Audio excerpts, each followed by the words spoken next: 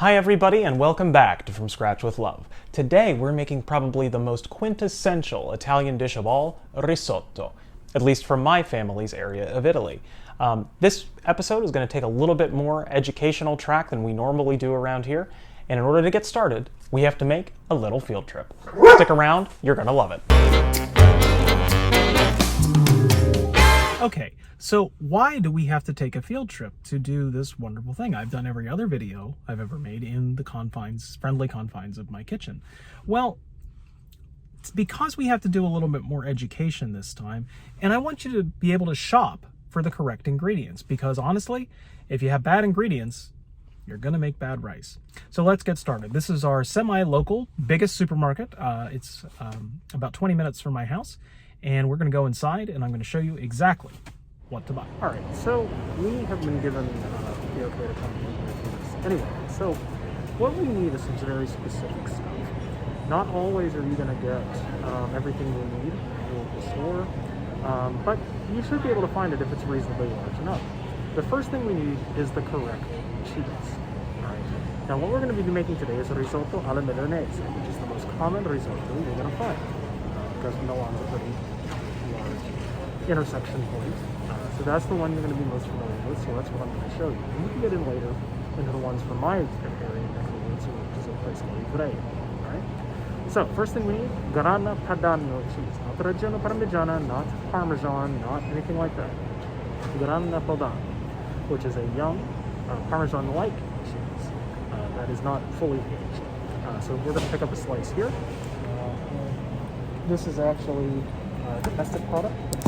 So, we'll get that, and I'm going to take you to the next part of our aisles. Okay, so we're in the next section here. This is the ethnic aisle of the store, so to speak.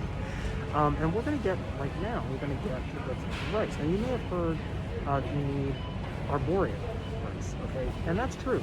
That is bred specifically for this dish. However, carnaroli is really what you want to use, and that is typically regulated by the Italian government and is a much finer, not necessarily a finer grain rice, but it gets a little bit creamier, and it's bred specifically for this. Now, a lot of the arborio you get here in the United States isn't real.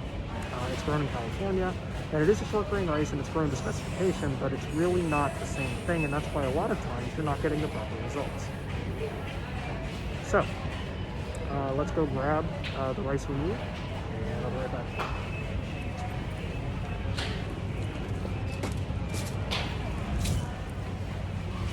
Okay, this is what we want.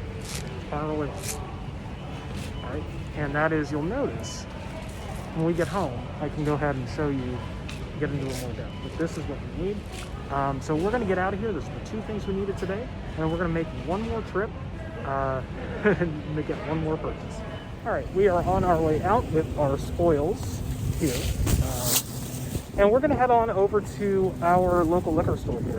In Pennsylvania, okay, we don't have all grocery stores don't have the ability to sell alcohol. So I'm going to do this and try to get you the proper stuff here. Although this store does carry wine and beer, it does not have what we need. So we are going to get moving. All right, guys, we are home. Now, unfortunately, the liquor store did not allow us to shoot inside. However, we did get what we needed. So, yes, I have my mask off now because I'm not around other people. Anyway, so what we have here, I'm going to go over this, of course, when we get inside, but I want to show you what I was able to pick up. Okay, so here in front of me, this is a pretty nice Pinot Grigio, and this is what we needed to get. We needed to get a wine from the region of the cuisine we are making. And Pinot Grigio is from the Alpine region of Italy, and that is a white, crisp, and sweet, but dry, and works perfectly with the rice we've mashed with it. Now, we've also gotten another one of these. This is from Cavallo d'Orio, Gabbiano, okay? And now we've also gotten this one. This is Cavit. Now, these are all about $10 a bottle, and you don't really have to go much more expensive than that. They're all drinkable. Cavit, incidentally, even though it's inexpensive, is the #1 wine in Italy. So even if you see Cavit Moscato and people drink that, it's widely regarded. It's sort of like the Italian Kendall Jackson, which is fine. You know, it's fine, drinkable wine. It's good table wine. And we also got some Prosecco, and I got this cool vodka here. This is called the Three Bitches vodka. It's for rescue dogs. You buy a bottle and it helps rescue dogs. And I thought that was really cool. Anyway, since, you know. Anyway, so we're going to go inside now, and I'm going to get everything in, let the puppies out, and we're going to start making rice. All right, see you in a bit.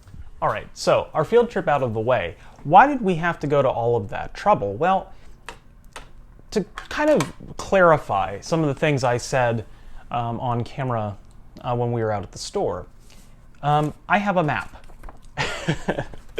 So, if you can see this, these are the regions of the Italian peninsula. Now, every region is famous for their own specific type of thing.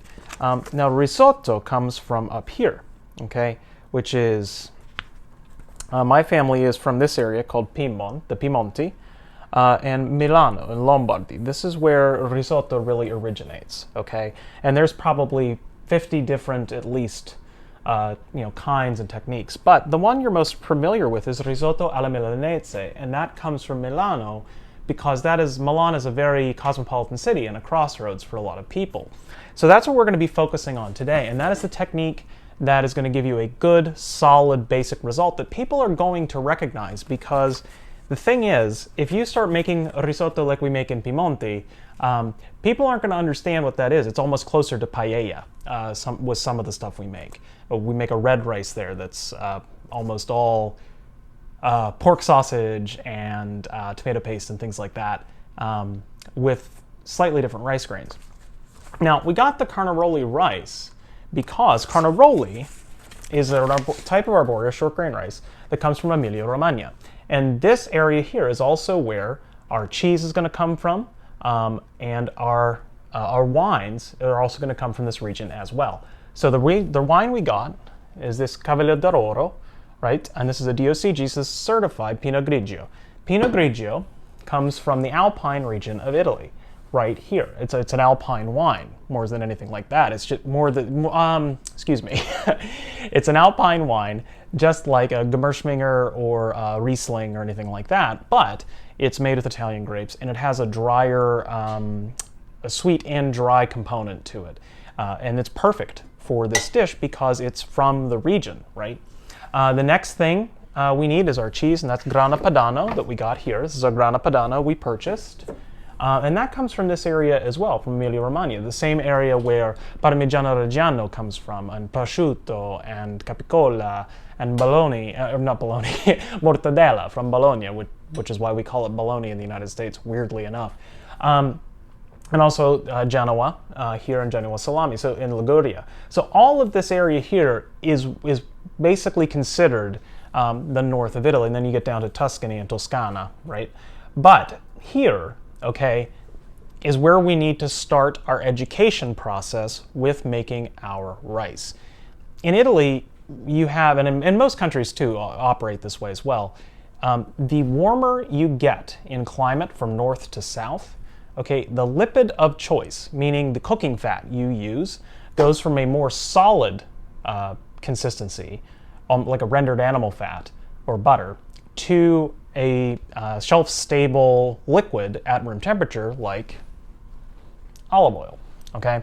Now in Italy, the dividing line is right around here, okay? So here, in the Alpine region where my family's from, for example, we're actually right, this tiny little place called Ivrea, like right in here, okay?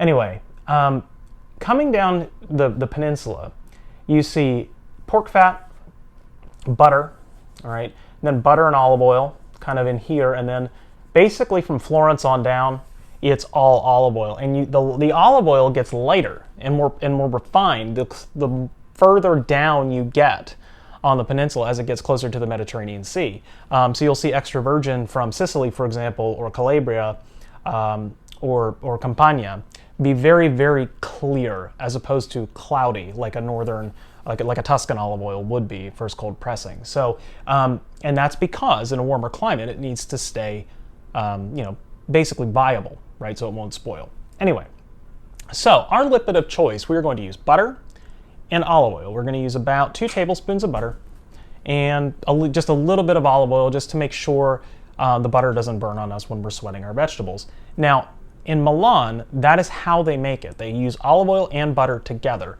My great-grandmother, my grandmother, you make it with butter. All right, you just make it with butter, or you make it with pork fat. And we could do that, but I want to give you the basic technique that you're going to see and be able to do something well to not only impress your friends, but make delicious food. All right, so that educational step out of the way there. Let's go ahead and start up. I'm going to chop an onion. We really only need, first of all, 6 things. We need an onion, we need some garlic, we need some chicken stock, which I made yesterday, and you may have seen some of the images that I posted as a teaser of this with me making this guy. And this is just in a copper pan, a copper pot, okay, that we're going to use for warming. Copper is a very, very conductive, the most effective conductor of heat. And we need our wine, we need our cheese, and we need our rice and some seasoning, salt, and a little bit of black pepper, and that's about it. Now, a lot of people are going to talk to you about what components you put into it, whether you're going to put mushrooms in it, right, or whether you're going to put, asparagus. These, by the way, this is a very traditional Northern Italian thing. These are white asparagus spears. They're asparagus that grow underground, deprived of sunlight, and they turn white. My great-grandma loved these things. But today, we're just going to focus on regular, basic, plain Jane as we can make it, risotto.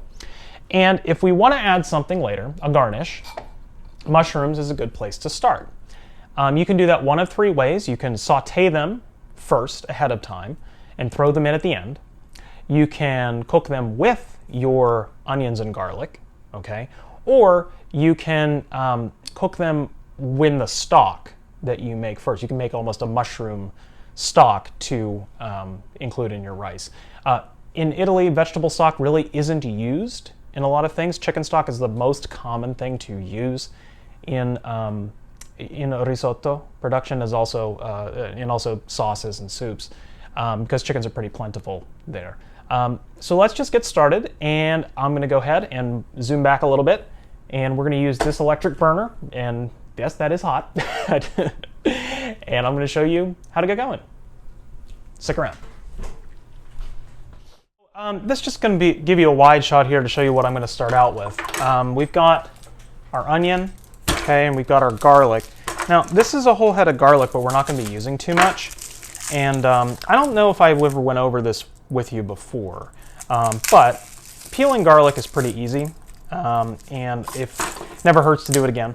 I've got a big chopping knife here, none of my work knives, but something I use in the house. You just want to smack it like that. All right, and that takes the paper off pretty easily, and that way you don't have to worry about futzing with it. It just kind of peels off like that. The other thing to remember with garlic is that once you start cutting it, you have a very limited amount of time to work with it, or it's going to turn into, basically,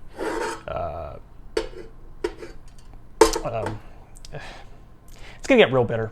So anyway, so what we're going to do here, since we're going to sweat this, okay, we're going to cut the ends off our garlic, and we don't want to crush this, okay, so we don't want to use pre-crushed garlic or anything like that. We want to slice this really, really thin. So we want to do this, okay?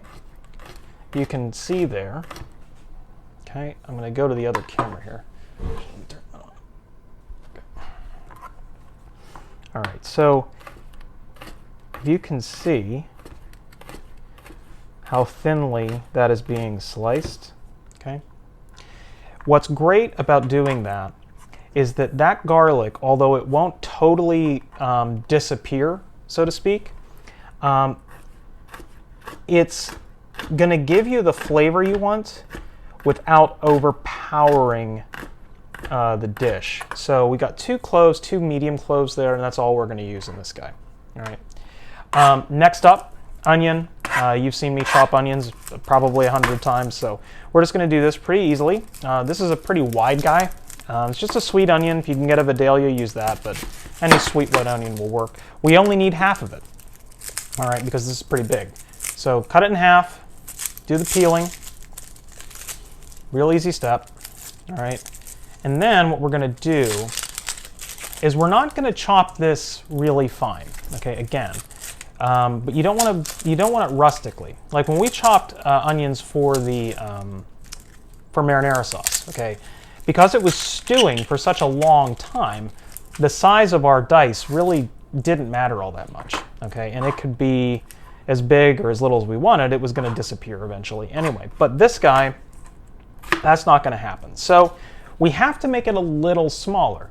Now we're not going to brunoise this, okay, so if you're for for culinary students, we're not going to go that little because that's a little nuts for something like this. But we're just going to slice down, and you notice I cut it pole to pole. Okay, so when I'm cutting down here, the grain of the onion is going across. All right, just like that.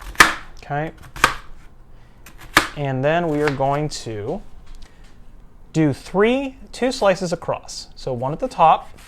All right. Now it's always good to have your knife be very sharp to do this, okay? And then one at the bottom, okay? All right, and this is the size dice we're looking for. It's just a medium dice, just like that, okay? It's pretty small. They're not all gonna be 100% uniform, and that's fine. But the thing is, you gotta remember, people are gonna be eating this, and it's not gonna be cooking long enough for you to break all the onion down. So this is what we're going to do. This size is about what we want, and that's going to break down easily enough. And that's pretty easy to do. All right, so I'm finishing up here the prep. Like I said before, I'm just grating our cheese. This is our grana padano. Now that was a 4-ounce slice. So if you can see here on the other camera, just a little mini box grater I'm using. Now I've reserved about half of this piece of cheese because, sorry, this is an 8-ounce piece of cheese, I apologize. We want to put it, maybe we want to use that for garnish later. Grana padano is not exactly parmigiana, okay? It's Parmesan type cheese. It's just kind of younger, all right? So the first thing we're going to do is get our cooking fat into our pot. It's been preheating here for a bit. Pretty easy to do here at this point. It's going to yank out one of these guys again. And we're going to get, I know this looks like a lot of butter. I promise you it is not. This is 2 tablespoons of butter. Okay, into the pot. You can hear it sizzle. All right, and now we're going to put our olive oil in. Not a lot, just about a tablespoon, not a ton. And we have our wooden spoon, which is how we're going to make this entire dish, okay? This, incidentally, was my great-grandmother's wooden spoon that she used to make her risotto with, and she passed it down to my grandmother, who, when she passed away, she gave it to me. Actually, she gave it to me quite a few years ago, but... now, there's no real recipe to follow here, other than, and that's what I've been trying to get to teach you on this show, is just basic techniques are going to get you a lot further than following a recipe each time. So we have our rice. This is for your edification, not mine. This is about a cup of rice, just shy of it, okay? And depending on, weather conditions and stuff like that, you can use 2 cups of rice, 1 cup of rice, half a cup of rice. It kind of really doesn't matter. So we've got our pot on now, and you can see the bubbling. Now we're going to put in our onions and sweat those out. Okay. And we're just doing this on relatively low heat. Incidentally, most of the time, what people are going to tell you to do is put your garlic in last, because we need a pinch of salt in here. Just a good heavy pinch. Always remember to season every layer of your food. If you don't, it's going to taste bland or too salty or whatever at the end. Okay, so that's salt and our pepper. And that sweat is going to go on. We're just going to want them to be about translucent. The other camera is going to pick this up here. And as always, I'm doing this live and uncut. This is a mixture of thyme, rosemary, parsley, and some lavender. It's not a full herbe de Provence, but it's a nice mix. And the thyme and the rosemary is really what I'm interested in, and the parsley, because in my chicken stock I have parsley, thyme, and rosemary. And you're going to find those three in particular in pretty much all Northern Italian food. All right. So this guy is going along, and as soon as we get some translucent color here, I don't know what's going on. Maybe the mailman came on a Sunday. Who knows? What we're going to do next. Okay, now I never measure my rice, but just for your edification, this is just sort of a cup, like I said before. So as we can see, if you can see on the other angle here, you can see these onions and the garlic. We cut them finely enough that they are going to start to get translucent and sweet. You don't want color on them, okay? You don't want to saute them. You don't want to get it brown. Because if you get it brown, what's going to happen is you're going to get these burnt flavors in there. And although for certain dishes that's wonderful, for risotto, you really don't want that. So now we're going to do a step that most people don't do. And this is something I think that they teach wrong in culinary schools. My brief time there, I saw this. And also, I've seen it at work as well. Every kitchen in northern Italy I've ever seen toasts their rice. Okay? So, your rice is going to go in right now. All right? If you had a garnish, like mushrooms, you'd have put those in first. Okay? If you're making this to serve right away. Obviously, if you're making it to serve later, you would saute these ahead of time and then throw them in. All right? But now you can see the translucency starting. We're going to put in our rice. Okay? Now what this is going to do, we're only going to do this for about 1.5 to 2 minutes. What this is going to do is not only toast the rice, but it's going to kind of mellow some of that garlic and some of those onions, and also allow the rice to absorb liquid a little bit better. And that's what we need. And again, more salt. You don't want this super salty, but that's just a good heavy pinch again. But every time you add stuff to your food, you want to make sure that you season every layer. All right. Now, as you can see here, the rice, you don't want the rice to take on any color here. You just want to kind of warm it through and get a nice little toasty flavor on it. We're going to turn our heat up just a smidge here to medium. All right. And a little bit more of this thyme mix. Okay. Now, the next thing to remember is your stock should be warm. And you can see I've been having this preheating over here, so it's just kind of about 150, 65 degrees. It's about 170 actually, looking at the consistency of the water. And this is another mistake that I see people make all the time. When you're making your rice, most people will just put stock in it, okay? And then they'll put wine in it as some kind of, flavor additive or whatever later, without doing what they need to do, which is you need to turn your heat up, all right? And then you need to use your wine. Now we can use one of these bottles here because that's probably enough for us today. This is Cavett. This is what I was talking about yesterday. Very similar to that, and besides I might want to drink that anyway. So, but this is also DOCG from the exact same region. So we're heating this up, all right? And now the next thing we have to do is add our wine. This will function as both our sugar and our acid in our dish. We don't want to put any lemon juice in here. We don't want to put any anything crazy, okay? Just the Alpine wine that we're going to use. All right. This is 187 milliliters, this is a 187 milliliter bottle. So about a 4-ounce glass or so. And that's where we're going to start, okay? So that 4 ounces of wine, you may think, oh my God, that's a ton of wine. Well, the thing is, that is going to evaporate incredibly quickly, and the rice will soak it in.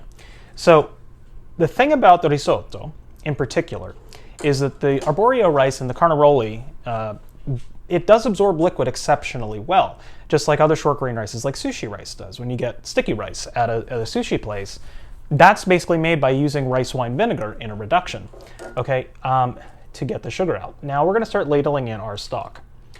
And we've cranked our heat up to high here. Okay. And as soon as this comes to a boil, all right, we are going to just leave it alone. All right, we're gonna stir it occasionally, here and there.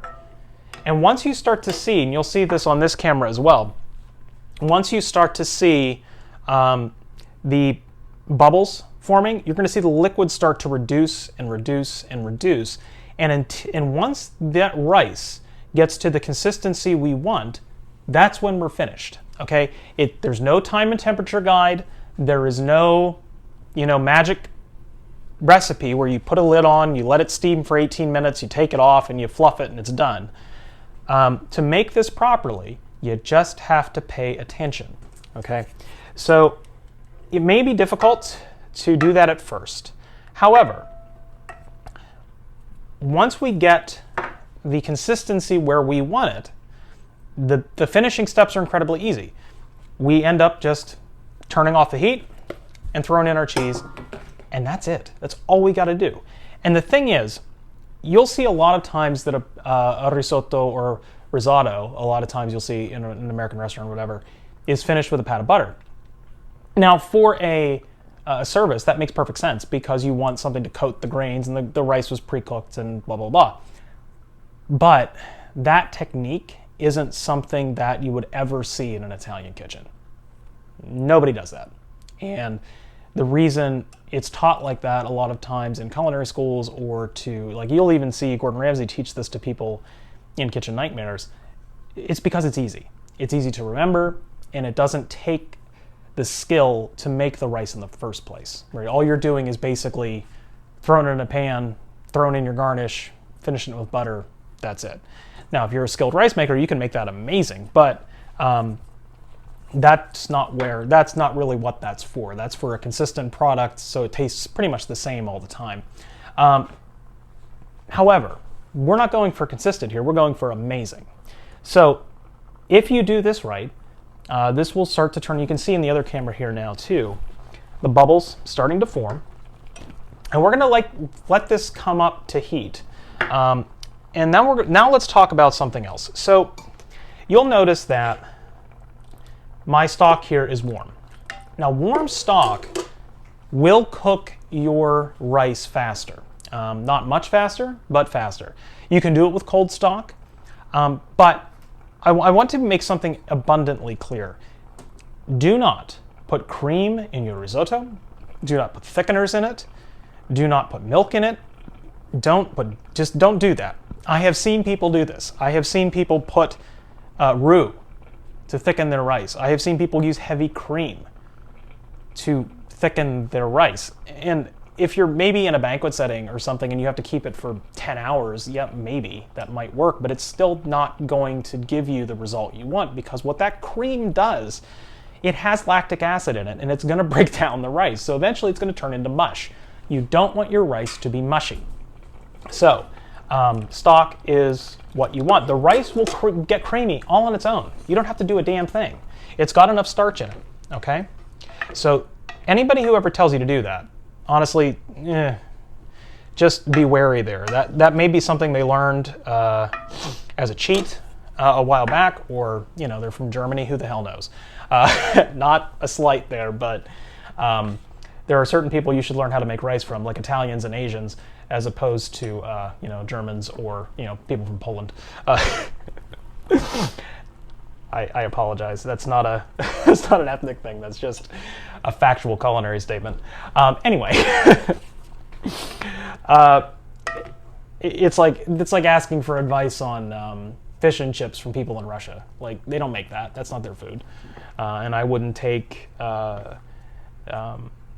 I wouldn't take goulash recipes from somebody who wasn't Hungarian, Anyway, so we can see the bubbles popping in, and you may start to see that little oil fat bit on the top.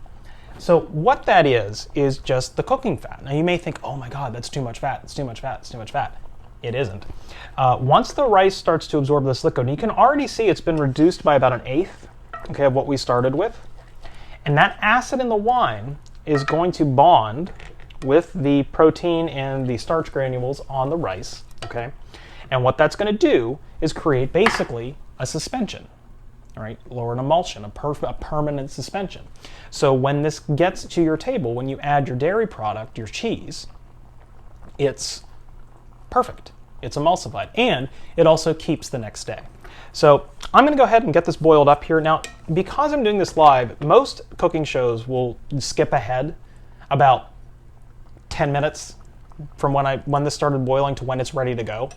But I want you to watch every single step of the way here. So let's do more Italian education.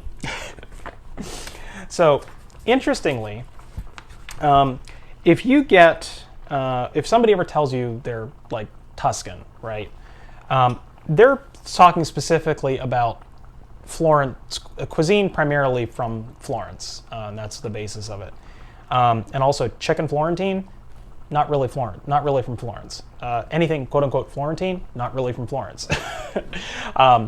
It is an Americanization of that. Most of the quote unquote Italian food we see in this country is really not what you'll find in Italy by itself. For example, our Bolognese episode when we did the live stream, it's not a red sauce at all. But if you give that to an American, they're going to go like, "What the hell is this? It looks like, you know, brown chili." Right? But what's interesting too is with risotto, this sort of myth has gone around where it's like this high-end sort of dish to eat. And you know, rice, the reason people in the north of Italy eat rice is because number one, it's cheap, and number two, it grows well in the harsher soils near the Alps.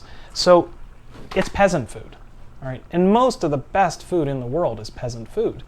You know, my great-grandparents, when they came over to America, my great-grandfather was a coal miner. And, you know, they didn't have a ton of money, but they could always make rice.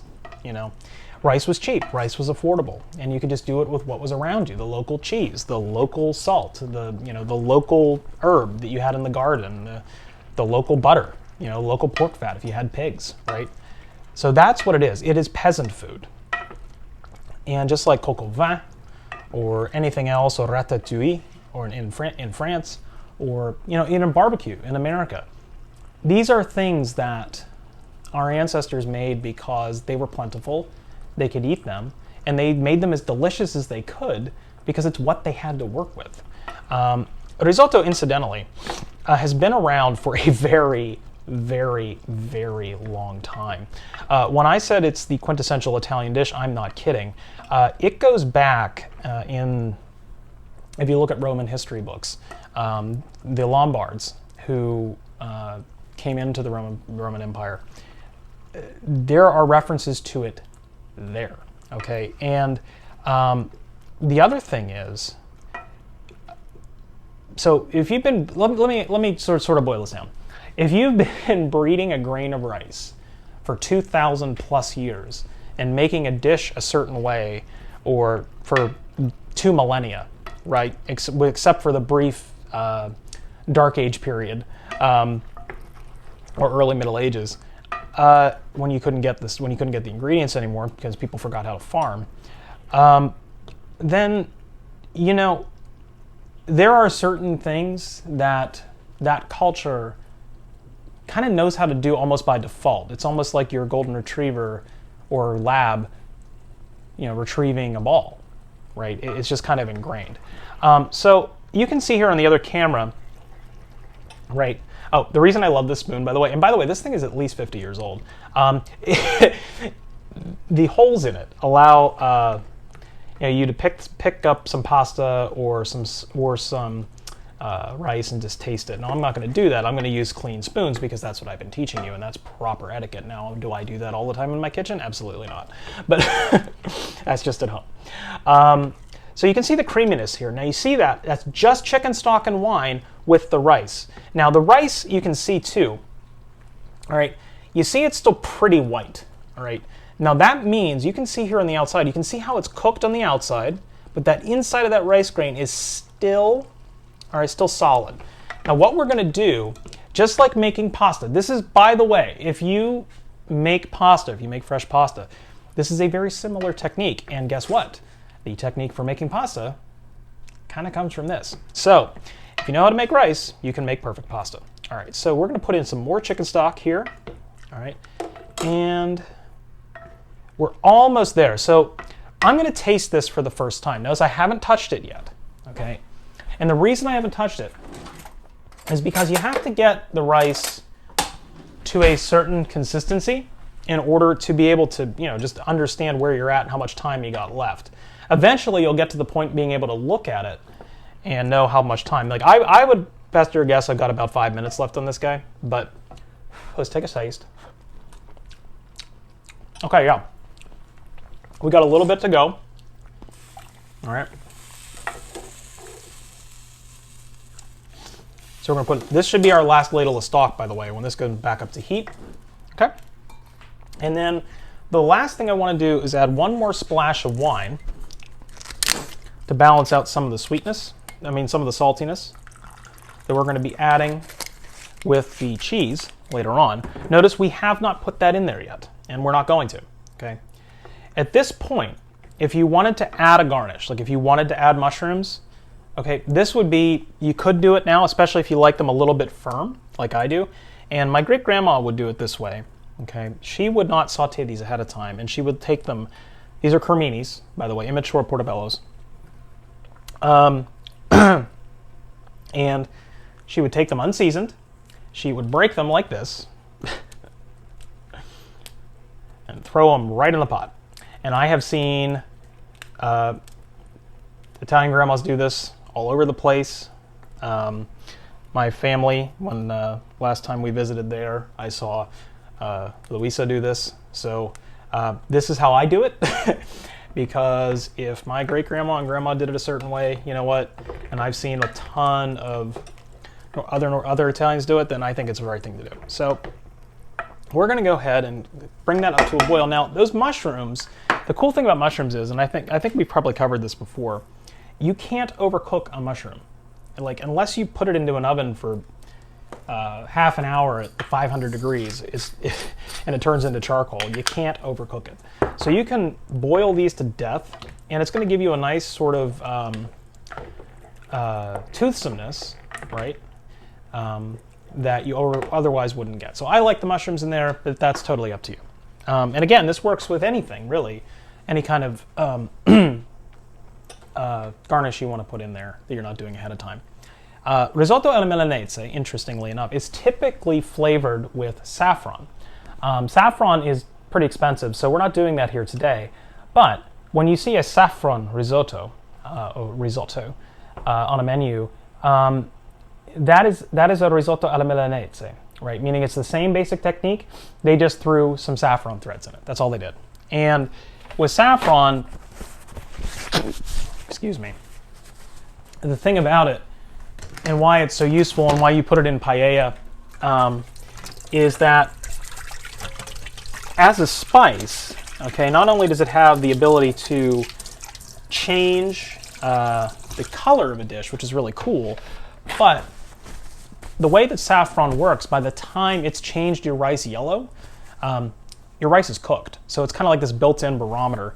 And I'm kind of excuse me, I'm kind of convinced that that's why people started using saffron in the first place. When they didn't have proper cooking equipment in the Middle Ages, they would use that not only to wow people, but to make sure their food was done. Because if you only have an open flame to cook over, you kind of need a gauge, right? So. All right, so we're almost there now. You can see on the other camera here, you can see the consistency changing. And this is almost there. I would say 2.5 more minutes. Now, you may be wondering why I haven't put this in, because you probably have seen on cooking shows or Food Network or whatever, people take this cheese and they'll throw it in at this point to melt the cheese, right? Don't do that. Okay? If you do that, especially with the grana padano, not only will the cheese kind of screw up your emulsion in the rice, it's going to end up kind of like a mozzarella stick. It's going to be stretchy. You don't want that. That's not what you're looking for. The reason you do it at the end, is because the cheese ties it all together that way. If you kill the heat and stir it in at the end, the cheese will slowly melt from the residual heat and give you that nice creamy texture that you're looking for. If you do it too early, you're going to end up with, cheese ball rice, I like to call it. But it can end up being kind of watery, and because the rice won't absorb any more liquid, because the cheese will literally bond itself to that liquid and prevent it from going into the rice. So that's not what we want. All right, so we have another clean spoon here, and we got, let's see where we're at here. Okay. Yeah, we're almost there. Just a little bit longer. And I'm going to put some more cheese in here just to kind of balance that out. Now, this is something that, I've been making this dish since I was 6 years old, so I can kind of do this not only by sight, but by tasting it and knowing what needs adjusted. It's going to take a while for you to get there, but I just want you to focus on, first of all, using unsalted stock if you're going to use store-bought stuff, okay? If you use salted stock, the typical commercial stuff, it is way too salty. All right, it's just going to have way too much salt in it, and you're getting more than enough salt from the salt you're putting in it and the cheese you're putting in as well. So you really do not need all that salt. So make sure if you're using commercial stock to get unsalted stock, okay? And if you make it yourself, don't add salt to it too much unless you're using raw chicken that you haven't cooked already. But if you're already using like a roasted chicken bones or something to make your stock, don't put salt in it. There's already going to be enough salt in that chicken. So, all right, now, so I'm going to save this last bit of cheese for a garnish at the end. Oh, and I want to get some parsley too. The thing about really good Italian food is it's just not fussy, okay? There's no real, it's not like ornamental so, that much. So we're gonna take some parsley, and this is just for a garnish. Just a little greenery, just to make it look pretty, and a couple sprigs of rosemary. And it doesn't have to be fancy, it just has to be good. Now obviously you want it to look good on a plate, but you don't have to worry about making things look perfect. The other thing too is a traditional topping for this, other than mushrooms, would be scallops. That typically goes with a saffron risotto on top of there. Also, other proteins are shrimp. There are some places that I've seen in Liguria that put prawns into their risotto, similar to paella. Again, most of the rice that you're going to get along the Mediterranean coast, so let's go from Barcelona, all the way up to Genoa in Italy, even in the south of France, it's all basically the same food. I mean, there's differences here and there, but when you make rice, the techniques are pretty much the same. The only difference is with paella, it's a lighter dish because you're not using the heavy butter and you're not using anything like that because it's a coastal thing, right? Instead of being from the mountains.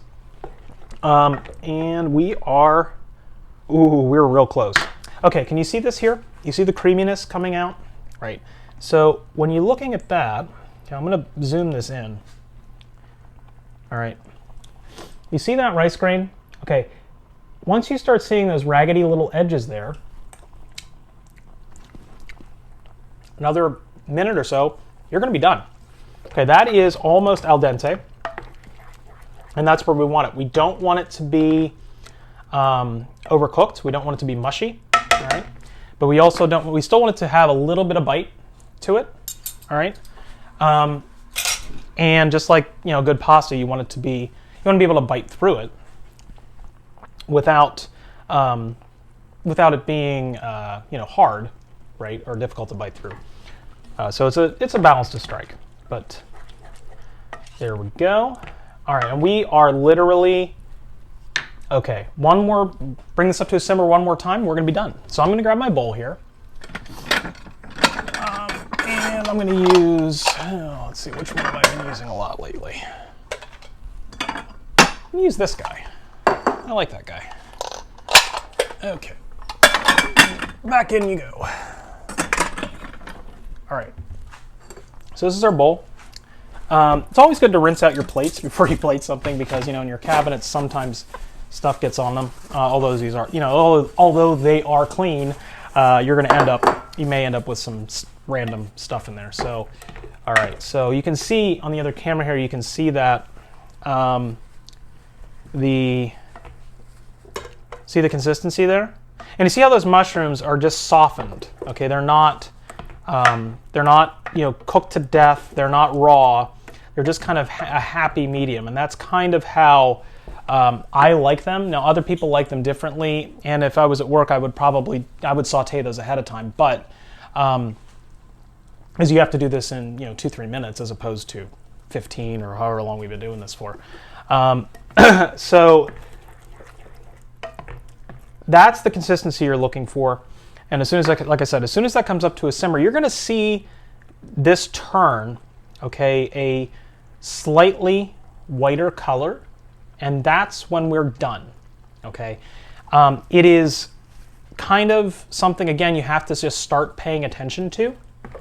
But what's nice about this technique that I'm giving you, not only is it basic, it's kind of removes all your guesswork because you're just going by sight primarily. And if you just do it, 3, 4, 5 times, maybe 6, you'll have this pretty down pat, and this is basic. And then we can get back to more complicated ways to make rice. But this is really, really simple. And that carnaroli rice, and also when I was talking earlier about the difference between arborio not being arborio, the stuff from California, for example, that isn't imported, it's not that it's bad, okay? You can use that. That is fine. I even have some here to show you. So, for example, okay, this is an American product, but it sees how it says Italian style rice, all right? It's the same seeds, but they're grown in America. And part of the problem with that is that a lot of the soil we have in this country doesn't have the same characteristics that you'll get in northern Italy. And can you see that creaminess right there? Okay. And when you transplant those seeds, it doesn't always work. Certain things do, certain things don't. Rice really isn't one of those. There are sushi rices that can be grown in California very, very well. But again, some of the Japanese climates and where they grow those rices is very similar to certain parts of California, so it works.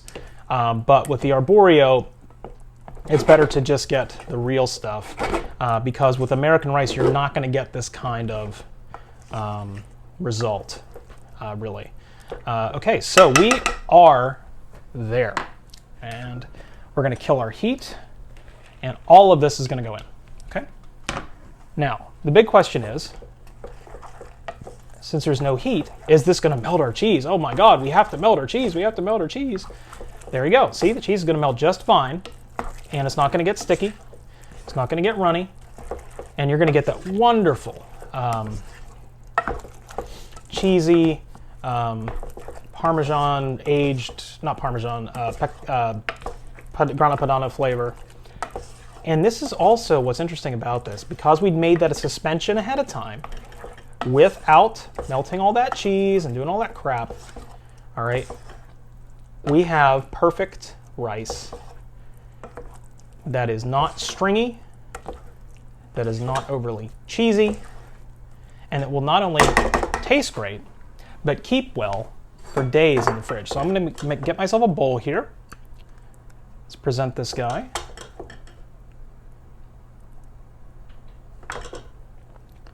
Okay. And you'll notice the cheese. Okay, so you see that. It didn't change the consistency of that rice. That's what using the proper cheese does. If you use some of like American Parmesan, what happens is a lot of times you end up with something, like I said, that looks like a mozzarella stick. So when you see risotto on a menu, a lot of times that's what they're using, and it just doesn't come out the same. So here we go. This is our risotto. I'm going to eat some, and I'll see you in a bit.